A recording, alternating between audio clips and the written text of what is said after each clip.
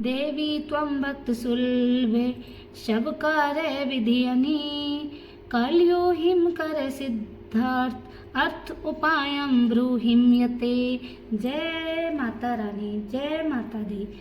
सभी भक्तों को हाथ जोड़कर मेरा नमस्कार। सभी भक्तों के लिए लेकर आई हूँ आज मैं श्री दुर्गा सप्तशती का पाठ, जो कि सभी पापों से मुक्ति दिलाने वाला होता है। दुर्गा सप्तशती के पाठ को हमें पूरा करना चाहिए। इसमें 11 अध्याय होते हैं। एक एक अध्याय का पाठ मैं आपके सामने लाऊंगी। आप एक भी अध्याय को नहीं छोड़ना। मैं उन सब भक्तों के लिए वीडियो बना रही हूँ जो कि सुबह में पूजा करते समय परेशान रहते हैं, दुर्गा का पाठ नहीं कर पाते, तो वो अपने ऑफिस में, अपने काम पर या आप कहीं पर भी हो, वहाँ पर भी बैठकर इस दुर्गा के पाठ को सुन सकते हो। मन में आस्था होनी चाहिए, माता पर विश्वास होना चाहिए। आप इस पाठ को पूरा सुनना, वीडियो को थोड़ा सा भी स्किप नहीं करना। वैसे तो दुर्गा सप्तशती का पाठ संस्कृत में भी होता है और हिंदी में भी होता है, बस दोनों में पढ़ते समय अशुद्धियाँ नहीं होनी चाहिए। अशुद्धियों सहित अगर हम पाठ को करते हैं तो हमें पाप मिलता है। अगर पाठ को हम बीच में भी छोड़ते तो भी पाप मिलता है। हमें निश्चय कर लेना चाहिए कि आज हमें एक पाठ करना है, एक कल करना है, 9 दिन तक, 11 दिन तक हमें ये सभी पाठ करने हैं। हो सकता है कि हम एक दिन में 2 पाठ भी कर सकते हैं। अगर आपका पहला दिन चुक गया है तो आप दूसरे दिन दुर्गा सप्तशती के पाठ को कर सकते हैं। इसमें 3 होते हैं। एक तो होता है दिव्य कवच होता है, फिर हमें पाठ पढ़ना होता है। पाठ पढ़ने के बाद हमें क्षमा याचना पढ़नी होती है, क्योंकि क्षमा याचना भक्तों हम इसलिए पढ़ते हैं कि अगर हमने पाठ को पढ़ते समय कोई त्रुटि की है तो हमें देवी मैया क्षमा करना। अब मैं इस पाठ का श्रवण करने जा रही हूँ भक्तों। आप इसे अपने मोबाइल में चलाकर रखना और पूरा ध्यान से सुनना। सबसे पहले मैं पाठ करूँगी दिव्या कवच। जो दिव्य कवच है सबसे पहले उसे पढ़ते हैं, जिसे पढ़ने से हमें स्वर्ग की प्राप्ति होती है, हमें जो भी मनोकामनाएं वे पूरी होती हैं। ओम चंडिका देवी को नमस्कार। मार्कंडेयन पितामह, जो इस संसार में परम गोपनीय है तथा मनुष्य की सब प्रकार से रक्षा करने वाला है, जो अब तक अपने दूसरे किसी के सामने प्रकट नहीं किया हो, ऐसा कोई साधन मुझे बताइए। वो ब्रह्मा जी से कहते हैं। ब्रह्मा जी कहते हैं कि ऐसा साधन तो एक है, देवी का कवच ही है, जो कि गोपनीय से भी परम गोपनीय है, पवित्र से संपूर्ण प्राणियों का उपकार करने वाला है। महामुने उसे श्रवण करो। देवी की 9 मूर्तियां हैं जिन्हें नव दुर्गा कहते हैं। उनके पृथक पृथक नाम बतलाए जाते हैं। प्रथम नाम है शैलपुत्री। जो 9 देवियां हैं उनमें प्रथम नाम है शैलपुत्री। तथापि तपस्या और प्रार्थना से प्रसन्न हो कृपा पूर्वक उनकी पुत्री के रूप में प्रकट हुई हैं। यह बात पुराणों में प्रसिद्ध है कि ब्रह्मचार्युति शिला यशस्या ब्रह्मचारिणी सदा नंद में ब्रह्म स्वरूपा की प्राप्ति करना जिसका स्वभाव हो वह ब्रह्मचारिणी है। दूसरी है चंद्र घटिका यशस्या, आह्लादकारी चंद्रमा जिसकी घटाओं में स्थित हो, उन देवी का नाम चंद्र घटा है। तीसरी है कुत्सित ऊष्मा कुष्मा, अर्थात त्रिविध तापयुक्त संसार जिनके उदर में रहता है वे भगवती कुष्मांडा है कहलाती हैं। चौथी है छंद्र अयोग। श्रुति के अनुसार भागवती की शक्ति से उत्पन्न हुई संत कुमार का नाम स्कंद है। उनकी माता से वे स्कंद माता कहलाती हैं। देवी पांचवी देवताओं का कार्य सिद्ध करने के लिए देवी महर्षि कात्यायन के आश्रम पर प्रकट हुई और महर्षि उन्हें अपनी कन्या माना, इसलिए कात्यायनी नाम से उन्हें प्रसिद्धि हुई है। सबको मारने वाली काली की भी काल रात्रि होने से उनका नाम काल रात्रि है। नंबर 7, इन्होंने तपस्या द्वारा महान गौरव प्राप्त किया था, अतः यह महागौरी कहलाई। 8वीं सिद्धि अर्थात मोक्ष को देने वाली होने से उनका नाम सिद्धिदात्री है। दिखाई देती हैं, उन्हें शोक और भय की प्राप्ति नहीं होती। जिनके भक्ति पूर्वक देवी का स्मरण किया उन्हें निश्चय ही अभ्युदय होता है। भक्ति पूर्वक स्मरण किया है उनका निश्चय ही अभ्युदय होता है। देवेश्वरी, जो तुम्हारा चिंतन करते हैं उनकी तुम निसंदेह रक्षा करती हो। चामुंडा देवी नमी, प्रेत पर आरूढ़ होती हैं, 12 ही भेष पर सवारी करती हैं। एकांद्री वाहन ऐरावत हाथी है। वैष्णो देवी गरुड़ पर ही आसन जमाती हैं। महेश्वरी वृष पर आरूढ़ होती हैं। कुमारी का वाहन मयूर है। भगवान विष्णु की प्रियतम लक्ष्मी देवी कमल के आसन पर विराजमान है, हाथों में कमल धारण किए हुए हैं। वृष पर आरूढ़ ईश्वरी देवी श्वेत रूप में धारण करती हैं। ब्राह्मी देवी हंस पर बैठी हुई हैं और सब प्रकार के आभूषणों से भी भूषित हैं। इस प्रकार ये सभी माताएं सब प्रकार की योग शक्तियों से संपन्न हैं। इनके सिवा और भी बहुत सी देवियां हैं जो अनेक प्रकार के आभूषणों से शोभायुक्त तथा नाना प्रकार के रत्नों से सुशोभित हैं। भक्तों, मैंने आपको यह इस दिव्य कवच को पढ़कर सुनाया और आगे सुने। यह संपूर्ण देवियां क्रोध में भरी हुई हैं और भक्तों की रक्षा के लिए रथ पर बैठी दिखाई देती हैं। ये शंख, चक्र, गदा, शक्ति, हल और मुसल, खेटक और तोमर, परशा तथा पासा, कुंतक तथा त्रिशूल एवं उत्तम धनुष आदि अस्त्र शस्त्र अपने हाथों में धारण करती हैं। दैत्यों के शरीर का नाश करना, भक्तों को अभय दान देना और देवताओं का कल्याण करना, यही उनके शस्त्र धारण का उद्देश्य है। कवच। अब हमारा देवियों के नाम के बाद कवच आरंभ होता है। कवच आरंभ करने के पहले इस प्रकार प्रार्थना करनी चाहिए। महान रौद्र रूप, अत्यंत घोर परिक्रमा, महान बल और महान उत्साह वाली देवी, तुम महान हो, भय का नाश करने वाली हो, तुम्हें मेरा नमस्कार। तुम्हारी ओर देखने भी कठिन है, शत्रुओं का भय बढ़ाने वाली जगदम्बा, मेरी रक्षा करो। पूर्व दिशा में इंद्री, मेरी रक्षा करो। अग्नि कोण में अग्नि शक्ति, दक्षिण दिशा में बाराही तथा खड़ंग धारणी, मेरी रक्षा करो। पश्चिम दिशा में वारुणी तथा मृग पर सवारी करने वाली देवी, मेरी रक्षा करो। उत्तर दिशा में कुमारी, ईशान कोण में शूल धारणी देवी, रक्षा करो। ब्राह्मणी, तुम ऊपर की ओर से मेरी रक्षा करो। वैष्णो देवी नीचे की ओर से मेरी रक्षा करें। इस प्रकार सबको अपना वाहन बनाने वाली चामुंडा देवी 10 दिशाओं में मेरी रक्षा करें। जय, ओगेश और विजय पीछे की ओर से मेरी रक्षा करें। वाम भाग से अजिता और दक्षिण भाग से अपराजिता रक्षा करें। उधोतिनी शिखा की रक्षा करें। उमा मेरे मस्तिष्क पर विराजमान होकर रक्षा करें। ललाट में मालाधारी रक्षा करें और यशवनी देवी मेरी भौं का संरक्षण करें। भौं के मध्यम में त्रिनेत्र और नथुनों की यम घंटा देवी रक्षा करें। दोनों नेत्रों के मध्यम भाग में शंखनी और कानों में द्वारवासिनी रक्षा करें। कालिका देवी कपोलों की रक्षा तथा भगवती शौकांबरी कानों की मूल भाग की रक्षा करें। नासिक में सुगंधा और ऊपर के होस्ट में चंचलिका देवी मेरी रक्षा करें। नीचे के ओठ की अमृत कला तथा जिह्वा में सरस्वती देवी मेरी रक्षा करें। ऐसे स्तुति आपको देवी माँ से करनी है। यह देवी माँ का दिव्य कवच होता है। कुमारी, दांतों की ओर से चंडिका, कंठ प्रदेश की रक्षा करे। चित्रघटा गले की घाटी की और महामाया तालु में रहकर रक्षा करे। कमाक्षी ठोडी की और सर्वमंगला मेरी वाणी की रक्षा करे।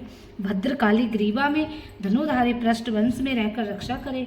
कंठ के बाहर भाग में नील ग्रीवा और कंठ के नील नली में नलकुबरी रक्षा करे। दोनों कंधों में खडंगनी और मेरे भुजाओं की ब्रज धारणी रक्षा करे। दोनों हाथों में दंडनी और अंगुलियों में अंबिका रक्षा करे। शूलेश्वरी नखों की रक्षा करे। कुलेश्वरी कुच्छी पेट में रहकर मेरी रक्षा करे। महादेवी दोनों स्तनों की ओर शोक विनाशनी देवी मन की रक्षा करे। ललिता देवी हृदय में और शूल धारणी उदर में रहकर रक्षा करे। नाभि में कामनी ग्रह भाग की ग्रहवेश्वरी रक्षा करे। पूतना और काम की लिंग की और महस्वाहिनी गुदा की रक्षा करे। भगवती कटी भाग में और विंध्यावासिनी घुटनों की रक्षा करे। संपूर्ण कामनाओं को देने वाली महाबला देवी दोनों पिंडलियों की रक्षा करे। नर सिंह दोनों घुटियों और तेजस देवी दोनों चरणों के पृष्ठभाग की रक्षा करें। श्री देवी पैरों की उंगलियों में और तलवासिनी पैरों के तलुओं में रहकर रक्षा करे। अपनी दाढ़ी के कारण भयंकर दिखाई देने वाले दृष्ट कलाली देवी नखों की और ऊर्ध्वर्ध केशनी देवी केशों की रक्षा करे। रोम बिलाय के छिंद्रों में कोवरी तथा त्वचा की बागेश्वरी देवी रक्षा करे।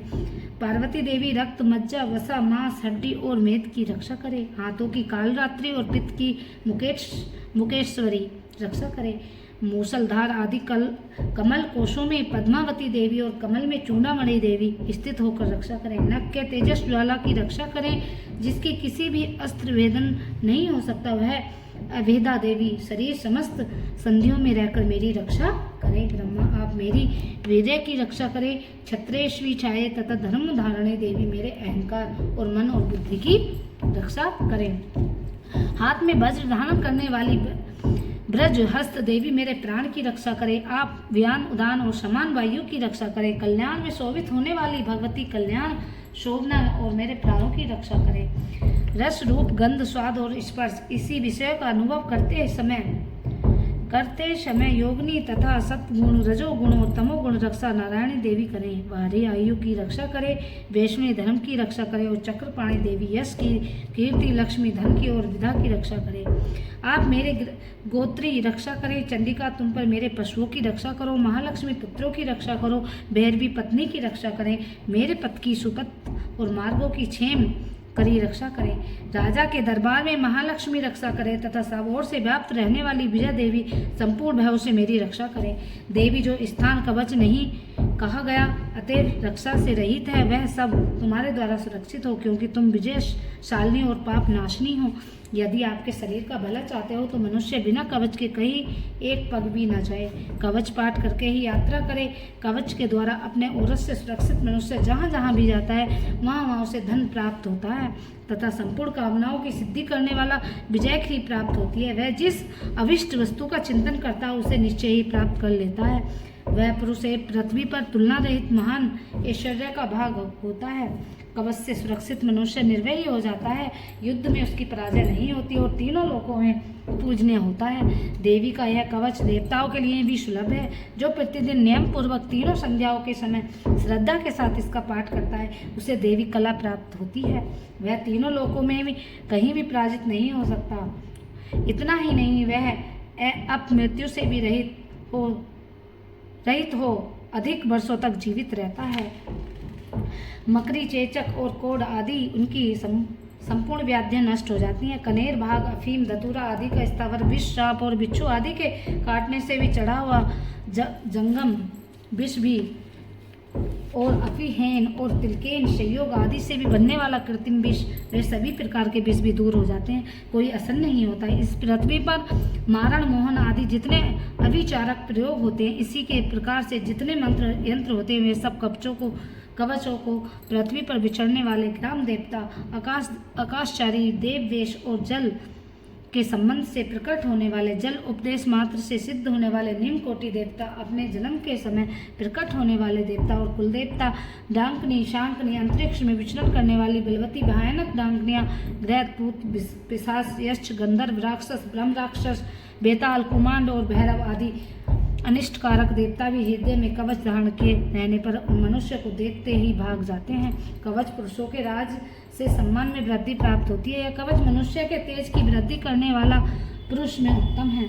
कवच का पाठ करने वाला मनुष्य अपने कीर्ति से विभूषित भूतल पर अपने सुयश के साथ साथ अपनी वृद्धि को भी प्राप्त होता है। जो पहले कवच का पाठ करके उसके बाद सप्तशती चंडिका का पाठ करता है, उसे जब तक वन पर्वत और कानों सहित यह पृथ्वी टिकी रहती है, जब तक यह पुत्र पौत्र आदि संतान परंपरा बनी रहती है। फिर देह का अंत होने पर वह पुरुष भागवती महामाया के प्रसाद से उसे नित्य परम पद को प्राप्त होता है। जो देवताओं के लिए दुर्बल है वह सुंदर दिव्य रूप धारण करता है और कल्याण सबके शिव के साथ आनंद से भोगी होता है। ये मैंने दुर्गा चालीसा का कवच पढ़ा है। अब हम प्रथम अध्याय का श्रवण करते हैं।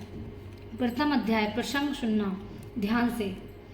प्रथम चरित्र में ब्रह्मा ऋषि, महाकाली देवता, गायत्री छंद, नंद शक्ति, रक्त दंतिका, बीज, अग्नित्वत और ऋग्वेद स्वरूप हैं। श्री महाकाली देवता की प्रसन्नता के लिए प्रथम चरित्र में जप में विनियोग किया गया है। भगवान विष्णु के सो जाने पर मधु और केटवों के मरने के लिए कलमा जन्मा।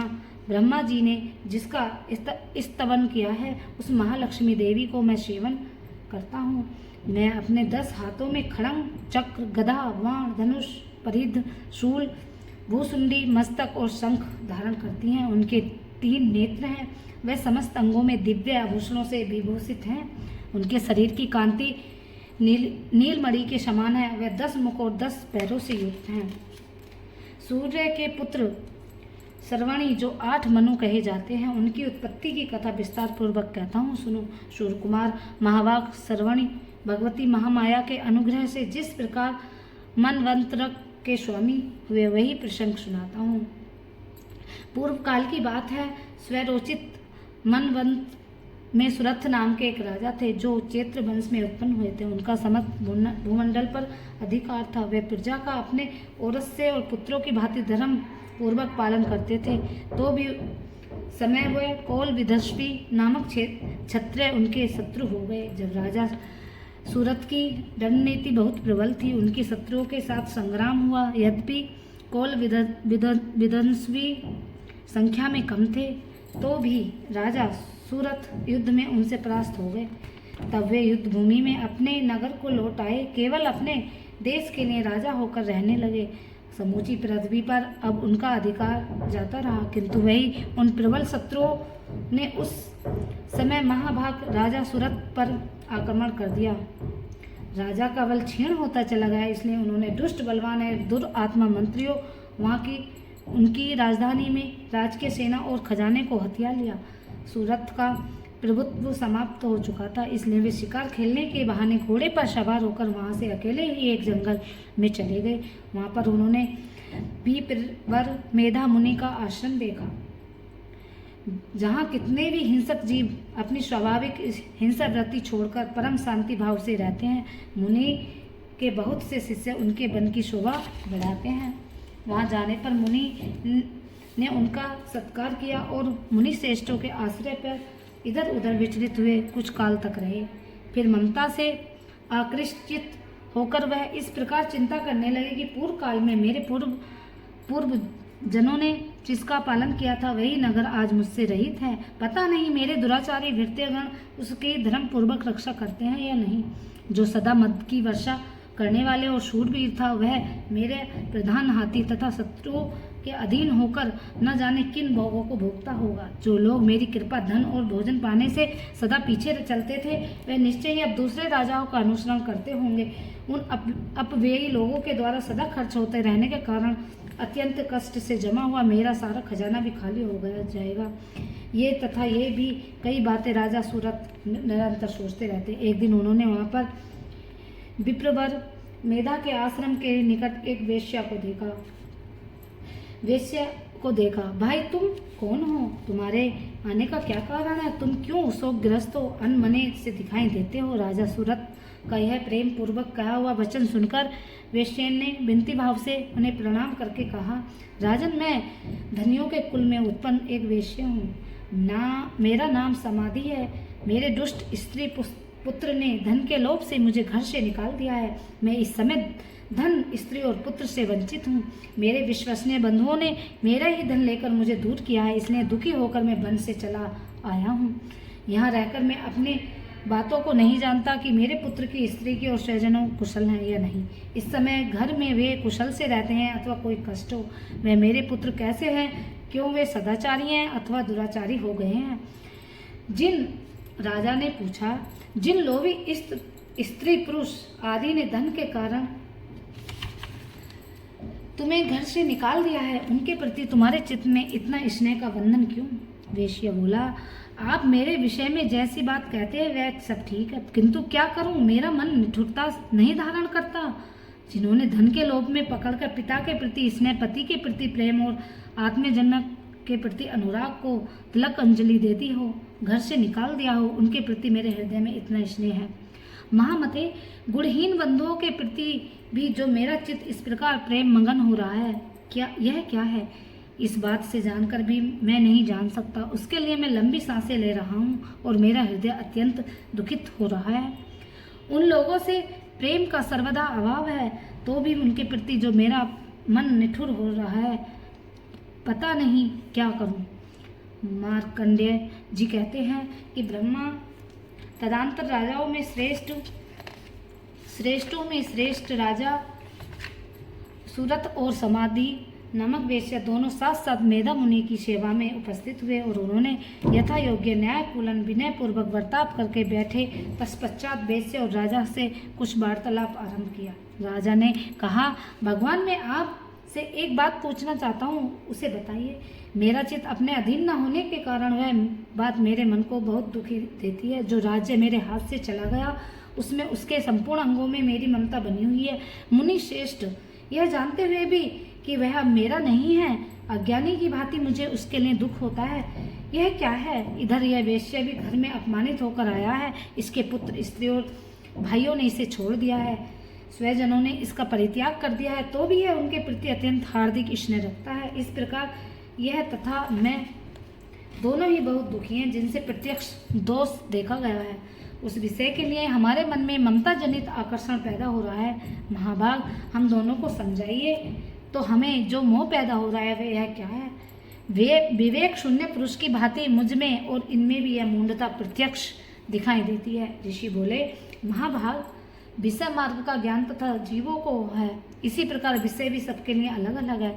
कुछ प्राणी दिन में नहीं देखते, कुछ रात में नहीं देखते, तथा कुछ जीव ऐसे हैं जो दिन रात दोनों में बराबर देखते हैं। यह ठीक है कि मनुष्य समझदार होता है, किंतु केवल वे ही ऐसा नहीं होता। पशु पक्षी और मृग आदि सभी प्राणी भी समझदार होते हैं। मनुष्य की समझ भी वैसी ही होती है जैसे उन मृग और पक्षियों की होती है, तथा जैसे मनुष्य की होती है वैसे ही मृग और पक्षियों की भी होती है। यह तथा अन्य बातों को प्राय दोनों में समान है। समझ होने पर भी इन पक्षियों को देखो, ये स्वयं भूख से पीड़ित होते हुए भी मोहवंश बच्चों की चोंच में कितने चावल से अन्न के दाने डाल रहे हैं। नर श्रेष्ठ है, क्योंकि तुम नहीं देखते कि ये मनुष्य समझदार होते हुए भी लोभवंश अपने किए हुए उपकार का बदला पाने के लिए पुत्रों की अभिलाषा करते हैं।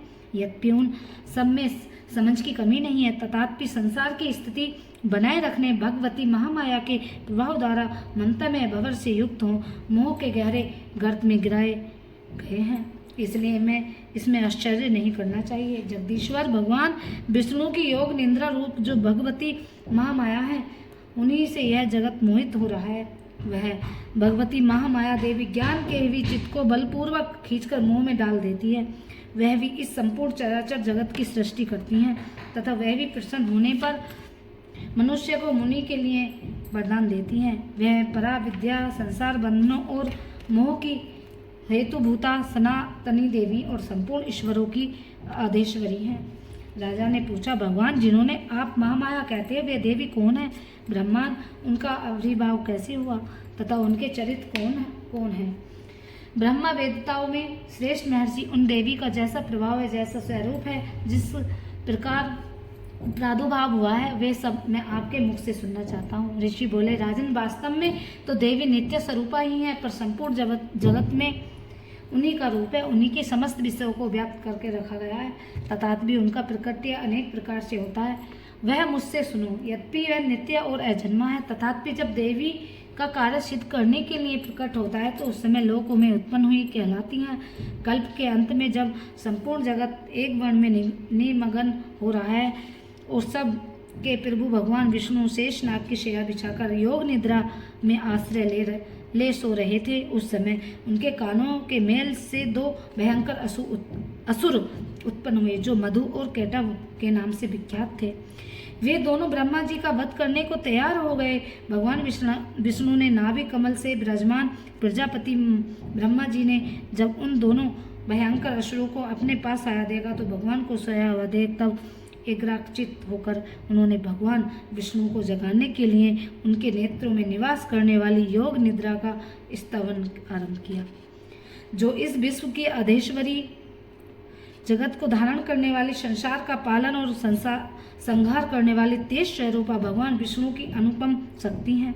उन्हीं भगवती निद्रा देवी की भगवान विष्णु ने स्तुति करने लगे। ब्रह्मा जी ने कहा, देवी तुम्हारा स्वाहा, तुम ही स्वधा, तुम ही वटकार हो, तुम ही स्वरा भी तुम्हारा ही स्वरूप है। तुम्हें जीवन दायिनी सुधा हो, नृत्य अक्षर प्रण में आकर उपकार मकार इन तीनों मात्राओं के रूप में उपस्थित हो, आकार कार और मकार स्थित हो, तथा इन तीनों मात्राओं के अतिरिक्त जो बिंदु रूप नित्या अध्र मात्रा है, जिसका विशेष रूप में उच्चारण नहीं किया जा सकता, वह भी तुम ही हो। देवी तुम ही संध्या सावित्री तथा परम जननी हो। देवी तुम ही इस विश्व ब्रह्मांड को धारण करती हो, तुम ही इस जगत की सृष्टि हो, तुम ही इसका पालन हो। सदा तुम्हें कल्प के अंत में सबको अपना ग्रास बना लेती हो। जग में देवी, इस जगत की उत्पत्ति के समय तुम सृष्टि रूपा और पालन काल में स्थिति रूपा और तथा अल्प अंत के समय संहार रूपा धारण करने वाली हो। तुम ही महाविद्या, महामाया, महावेदा, महास्मृति, महामोह रूपा, महादेवी और महासुरी हो। तुम तीनों गुणों से उत्पन्न करने वाली सबकी प्रकृति हो। भयंकर काल रात्रि, महारात्रि, मोहरात्रि तुम ही हो। तुम ही ईश्वरी हो। तुम ही बोध स्वरूपा बुद्धि हो। लज्जा, पुष्टि, तुष्टि, शांति और क्षमा भी तुम ही हो। तुम खड़ग धारणी, शूल धारणी, घोर रूप तथा गदा, चक्र, शंख और धनुष धारण करने वाली हो। बाण, भूसुंडी तथा परिध भी तुम्हारे अस्त्र हैं। तुम सौम्य और सौम्यतर हो। इतना ही नहीं, जितना भी सौम्य ये सुंदर पदार्थ है, उन सबकी अपेक्षा तुम अत्यधिक सुंदर हो। पर और अपर, सबसे परे रहने वाली परमेश्वरी तुम हो। सर्वस्वरूप देवी, कहीं भी सत असत रूप में जो भी कुछ वस्तुएं हैं, उन सबकी जो शक्ति है वह तुम ही हो। ऐसी अवस्था में तुम्हारी स्तुति क्या हो सकती है। जो इस जगत की सृष्टि, पालन और श्रृंगार करते हैं, उन भगवान जी को मैं जब तुमने निद्रा के अधीन कर दिया है, तो जब तुम्हारी स्तुति करने से में यह कौन समर्थ हो सकता है। मुझको भगवान शंकर और भगवान विष्णु को भी तुमने शरीर में धारण कराया है, अतः तुम्हारी स्तुति करने की शक्ति किसमें है। देवी तुम ही हो। अपने इस उदर प्रभाव से प्रशंसित हो।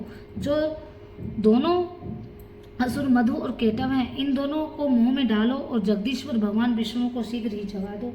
साथ ही इनके भीतर इन दोनों महान असुरों को मार डालने की बुद्धि उत्पन्न कर दो। ऋषि कहते हैं, जब ब्रह्मा जी ने मधु और केटव को मारने के उद्देश्य से भगवान विष्णु को जगाने के लिए तमोगुण की अष्टधात्री देवी योग निद्रा की इस प्रकार स्तुति की, तब भगवान के नेत्र, मुख, नासिका, बाहु, हृदय और वक्ष स्थल से निकलकर अव्यक्त जन्मा ब्रह्मा जी की दृष्टि के समक्ष खड़ी हो गई। योग निद्रा से मुक्त होने पर जगत के स्वामी भगवान जनार्दन उस समय एकावर्ण के जल में शेषनाग की शैया से जाग उठे। फिर उन्होंने उन दोनों असुरों को देखा और दुरा आत्मा मधु और केटव अत्यंत बलवान और पराक्रमी थे और क्रोध से लाल हो आंखें किए ब्रह्मा जी को खा जाने के उद्योग कर रहे थे। तब भगवान श्री हरि ने उठाकर उन दोनों के साथ 5000 वर्षों तक केवल बाहु युद्ध किया। वे दोनों भी अत्यंत बल के कारण उन्मत्त हो रहे थे। इधर माया भी उन्हें मोह में डाल रखा था। इसलिए वे भगवान विष्णु से कहने लगे, हम तुम्हारी वीरता से संतुष्ट हैं, तुम हम लोगों से कोई वर मांग लो। श्री भगवान बोले, यदि तुम दोनों मुझ पर प्रसन्न हो तो अब मेरे हाथ से मारे जाओ। बस इतना सा ही मैंने वर मांगा है, यह दूसरे किसी से वर से क्या लेना। ऋषि कहते हैं, इस प्रकार धोखे में आ जाने पर जब उन्होंने संपूर्ण जगत में जल ही जल देखा, तब कमल नयन भगवान से कहा, पृथ्वी जल में डूबी हुई है, ना हो जा सूखा स्थान हो वहीं हमारा वध करो। ऋषि कहते हैं, जब तथास्तु कहकर शंख, चक्र और गदा धारण करने वाले भगवान उन दोनों के मस्तिष्क अपनी जांघ पर रखकर चक्र से काट डाले। इस प्रकार से देवी महामाया ब्रह्मा जी की स्तुति करने पर स्वयं प्रकट हुई। अतः पुनः तुमसे उनके प्रभाव का वर्णन करता हूँ, सुनो। अध्याय का सप्तशती पाठ यहीं समाप्त होता है। अब उसके बाद हम माता रानी से क्षमा प्रार्थना करते हैं। जो हमने दुर्गा सप्तशती का पाठ किया है, उसके बाद हम क्षमा याचना की प्रार्थना करते हैं। परमेश्वरी, मेरे द्वारा रात दिन अपराध होते रहते हैं। यह मेरा दास है, यह समझकर मेरे उन अपराधों को तुम कृपा पूर्वक क्षमा करो। परमेश्वरी, मैं आवाहन नहीं जानता या जानती, विसर्जन करना नहीं जानती या जानता, तथा पूजा करने का ढंग नहीं जानता, क्षमा करो। देवी सुरेश्वरी, मैंने जो भी मंत्रहीन, क्रियाहीन और भक्तिहीन पूजा किया है वह सब आपकी कृपा से पूर्ण हो। सैकड़ों अपराध करके भी जो तुम्हारी शरण में आ जा जगदम्बे कहकर पुकारता है उसकी गति प्राप्त होती है, जो ब्रह्मा आदि देवताओं के लिए भी सुलभ नहीं है। जगदम्बे, मैं अपराधी हूँ किंतु तुम्हारी शरण में आई हूँ। इस समय दया का पात्र हूँ, तुम जैसा चाहो वैसा करो। देवी परमेश्वरी, आज्ञा से, भूल से अथवा बुद्धि भ्रांति होने के कारण मैंने जो भी न्यूनता या अधिकता कर दी हो वह सब क्षमा करो और प्रसन्न हो। सचिनानंद स्वरूप परमेश्वरी, जग माता कामेश्वरी, तुम प्रेम पूर्वक मेरी यह पूजा स्वीकार करो, मुझ पर प्रसन्न रहो। देवी सुरेश्वरी, तुम गोपनीय से भी गोपनीय वस्तु की रक्षा करने वाली हो। मेरा निवेदन किया है वे इस जप को ग्रहण करो, तुम्हारी कृपा से मुझे सिद्धि प्राप्त हो। जय माता दी। अगर आपको मेरा थोड़ा सा भी ये दुर्गा 40 पसंद आया हो पाठ, तो मेरे चैनल को सब्सक्राइब करना, कमेंट में जय माता दी लिखना, वीडियो को शेयर करना और बिना स्किप किए पूरा ही देखना। ये दुर्गा सप्तशती के पहले अध्याय का पाठ है। जय माता दी।